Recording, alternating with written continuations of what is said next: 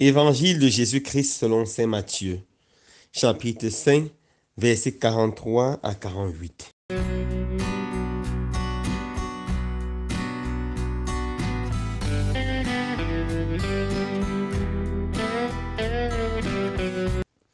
En ce temps-là, Jésus disait à ses disciples, vous avez appris qu'il a été dit, tu aimeras ton prochain et tu haïras ton ennemi.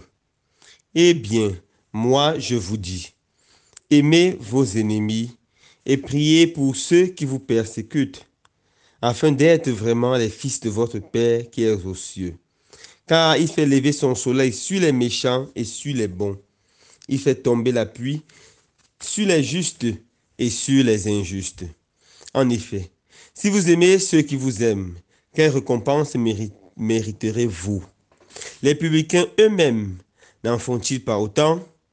Et si vous ne saluez que vos frères, que faites-vous d'extraordinaire?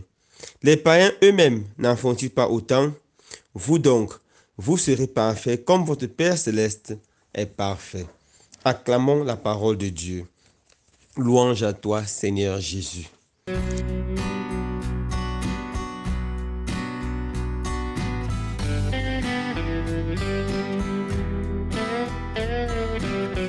Chers frères et sœurs bien-aimés, l'évangile d'aujourd'hui est considéré par beaucoup de biblistes comme le cœur du discours de Jésus sur la montagne.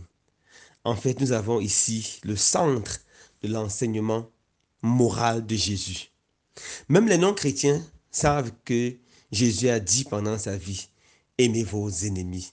Et c'est ça qui fait la grandeur et la particularité du christianisme, aimez vos ennemis. Dans l'évangile d'aujourd'hui, Jésus dit précisément, vous avez appris qu'il a été dit, tu aimeras ton prochain et tu haïras tes ennemis. C'était un peu cela la conception juive à l'époque. En fait, nulle part dans l'Ancien Testament, nous allons voir cette phrase, tu haïras ton ennemi. En fait, Dieu n'a jamais commandé d'haïr son ennemi. Mais ce qui était commandé explicitement dans l'Ancien Testament était d'aimer son prochain. Et pour les Juifs, le prochain était toute personne juive, tout fils ou fille d'Abraham. Envers leurs frères de sang, leurs frères juifs, ils avaient une grande obligation morale. Ils étaient obligés de faire le bien. Mais ils ne sentaient aucune obligation envers les païens ou envers ceux qui ne faisaient pas partie du peuple de Dieu. C'était aller même jusqu'à les détester, à leur montrer beaucoup d'inimitié. Ce que Jésus veut souligner ici, c'est que il est nécessaire pour celui qui veut devenir chrétien d'aimer tout le monde, d'avoir un amour universel, d'aimer ses ennemis, de prier pour ceux qui le persécutent. La langue grecque est très belle. En grec, nous avons trois façons différentes de dire aimer. Nous avons philia, qui veut dire l'amour d'amitié, l'amour que les amis ont les uns pour les autres, ou que les parents peuvent avoir éventuellement pour leurs enfants. Nous avons l'amour éros, l'amour des époux, l'amour qui débouche très souvent dans le plaisir charnel. Et finalement, nous avons l'amour agapé, qui est le sens même de l'amour chrétien. C'est un don total, c'est une décision. Lorsque Jésus demande d'aimer les ennemis, il utilise le mot agapé. Il n'utilise pas le mot filier, parce que l'amour filié est un amour qui vient très facilement du cœur. De façon spontanée, on aime son enfant, on aime son fils, on aime sa fille. De façon spontanée, on aime son mari, on aime sa femme. De façon spontanée, on aime les gens qui nous sont proches. Mais aimer ceux qui nous ont fait du mal, aimer ceux qui nous ont calomniés et sabotés est un effort. C'est pour ça que l'amour agapé, c'est d'abord un amour qui est beaucoup attaché à l'intelligence et surtout à la volonté. C'est une décision d'aimer malgré le mal que nous avons subi. C'est une décision de ne pas se venger, de ne pas faire l'autre, de ne pas rendre à l'autre le mal qu'il nous a fait. C'est une décision de continuer à avancer.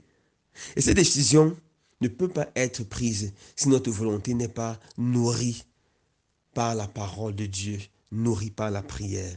C'est pour ça que pour arriver à aimer ses ennemis, nous devons être capables de commencer par prier pour eux. Nous devons demander au Seigneur de les toucher, de les bénir et aussi de changer leur cœur afin qu'ils soient les meilleures personnes. En commençant à prier pour ces personnes, le Seigneur nous donnera de plus en plus de l'amour pour eux. Et vous allez voir, frères et sœurs, c'est la force de l'amour qui fait des choses extraordinaires et merveilleuses dans nos vies. Martin Luther King, ce grand pasteur américain qui a lutté pour les droits civils des Noirs, a beaucoup chéri ces textes. Pour lui, il faut absolument aimer ses ennemis. Lorsqu'il luttait pour les droits des Noirs, beaucoup de Blancs se comportaient de façon terrible. On les tapait, on les emprisonnait. Lui-même, il a fait la prison tellement de fois. Plus de 30 fois, il était en prison. Tellement de fois, il a été torturé. Mais il écrivait la lettre toujours à ses sympathisants. Notre combat doit être non violent et basé sur la mort. Nos ennemis vont nous montrer leur méchanceté. Nous devons leur montrer notre amour. Car l'amour peut vaincre la méchanceté. L'amour peut vaincre l'amour peut vaincre la haine. Nous n'avons jamais réussi à éteindre un feu par un feu. Le feu s'éteint par de l'eau. La haine, l'hostilité s'éteint simplement par l'amour. L'amour et l'amour. Que le Seigneur embrase nos cœurs par la force de son amour. Qu'il nous donne la grâce de pouvoir aimer tout ce que nous rencontrons chaque jour. De pouvoir aimer ceux qui nous font du mal. Car lui, notre Père Céleste, fait du bien à tous. Il fait pleuvoir sur le champ du bon comme sur le champ du méchant. Et son soleil illumine aussi bien le bon que le méchant. Que ton amour, Seigneur Jésus, illumine nos cœurs et que nous puissions te ressembler. Amen.